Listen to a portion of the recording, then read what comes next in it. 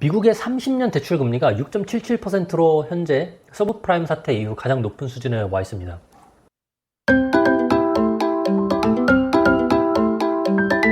안녕하세요.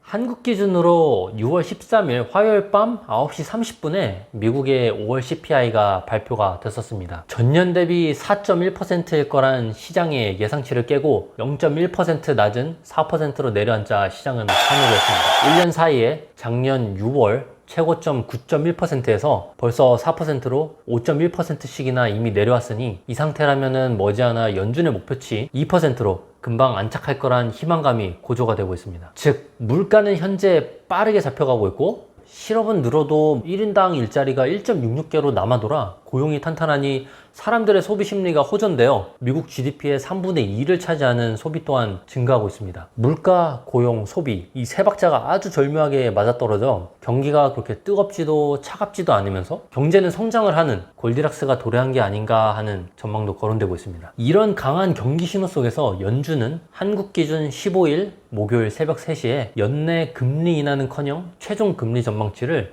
이전 5.1%에서 5.6%로 상향해서 25bp 인상이 앞으로 2번 더 있음을 시사하는 점도표와 함께 6월 금리를 기존 5%에서 5.25%로 동결 혹은 말실수로 세워나온 스킵한다는 결정을 발표하였습니다. 하지만 선물 시장은 너 입으로만 2번 올린다 해놓고서 끽해야 7월에 한 번 올리고 뭐 연말까지 동결 아니면은 인하 한 번 할 거 다 알아 라는 반응으로 연준의 말을 믿지 않으면서 상승 랠리를 쭉 이어나갔습니다. 사실 저는 개인적으로는 금리 동결, 금리 인하가 그렇게 환호할 만한 이벤트인지는 잘 이해가 가진 않으나 5월 데이터가 정말로 시장이 작년 75bp 올릴 때부터 이제 끝이지 진짜 끝이지 하면서 오매불망 애타게 기다리던 기나긴 긴축의 종료, 금리 동결 또는 인하를 시사하는지 안 하는지 낱낱이 살펴보도록 하겠습니다. 미국의 소비자 물가는 전년 대비 4% 상승했으며 지난달에 전년 대비 4.9%에서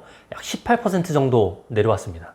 전월 대비로는 0.1% 소폭 상승하였습니다. 둘 다 예상치보다 0.1% 낮은 수준입니다. 변동성이 큰 식료품과 에너지 가격을 뺀 근원물가의 경우 시장의 전망치와 동일한 5.3%로 발표되었고 지난달보다 0.2% 내려왔습니다. 작년 이미 가파르게 상승하고 있던 인플레이션에 엎친 데 덮친 격으로 우크라이나 전쟁과 역대급 무더위로 인해서 10년, 20년 아니면 거의 평생에 한번 올까 말까한 식료품, 에너지 가격의 폭등이 있었죠.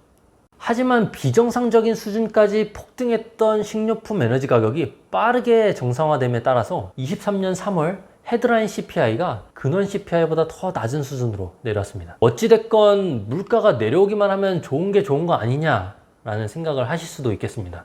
하지만 하락한 항목들을 자세히 살펴보면 거의 모든 게 에너지 원자재, 천연가스에 집중되어 있음을 확인할 수가 있습니다. 가솔린의 경우 전월 대비 마이너스 5.6%, 전년 대비 마이너스 19.7%, 이외 등유, 경유 같은 연료기름은 전월 대비 마이너스 7.7%, 전년 대비 마이너스 37%로 에너지 원자재에서만 전월, 전년 각각 마이너스 5.6, 마이너스 20.4%를 기록하고 있습니다. 집중적으로 빠진 에너지 가격을 제외하고는 거의 모든 항목에서 물가가 올랐음을 또 확인할 수가 있습니다. 그나마 좀 빠졌다 싶었던 식료품마저도 나가서 사 먹는 외식의 경우 전월, 전년 0.5%, 8.3%나 올랐으며 요리를 사다가 집에서 해먹는 것도 0.1%, 5.8%로 밖에서 사 먹는 것보다는 저렴하지만 3, 4월 조금 물가가 빠지나 싶더니 다시 5월에 고개를 치켜들었습니다. 식료품과 에너지 물가를 뺀 근원 물가 항목들을 살펴보면은 신차 가격은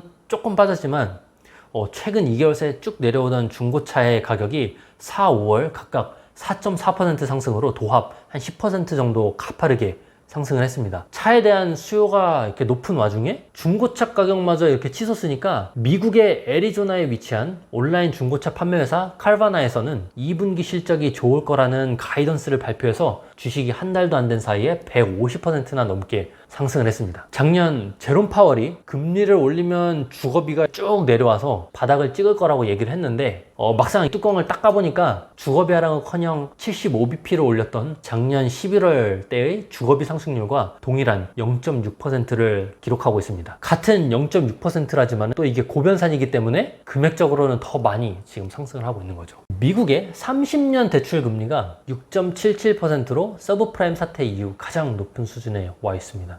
대출을 받아 집을 산 유주택자의 입장에서는 집을 갈아타려면은 전고점 대비 낮아진 집값에 집을 팔아서 대출금을 갚고 더 높은 금리의 대출 상품으로 이렇게 갈아타서 새 집을 사야 하기 때문에 다른 주택으로 갈아탈 이유도, 현재 거주하는 주택을 매물로 내놓을 이유도 없습니다. 반대로 무주택자 입장에서는 어찌됐건 살 집은 구해야 하는데 기존 주택 매물은 앞서 설명한 이유로 품귀 현상이다 보니 모두가 신규 주택으로 쏠릴 수밖에 없습니다. 근데 하필 코로나 기간 동안 주택 공사를 제대로 하지 못해서 신규 주택의 공급도 수요보다 적다 보니 신규 주택의 몸값이 더 비싸죠. 금리를 올렸지만 집값도 함께 올라버려 연준이 기대했던 것과 정반대의 현상이 일어나고 있습니다. 저는 4%로 주저앉은 헤드라인 CPI와 항목별 물가 변동표를 본 이후 가장 먼저 그래서 이거 에너지 물가가 빠질 만큼 빠져버리거나 아니면은 기저현상의 반대, 기고현상이 끝나서 전년 대비 더 이상 감소할 건덕지가 없어지면 이거 과연 물가 수치가 어떻게 보일까? 라는 생각을 먼저 했습니다. 시장은 지금 물가가 이제 다 잡혔다며 축배를 터트리는데 에너지 가격이 다 빠짐에도 불구하고 나머지 서비스,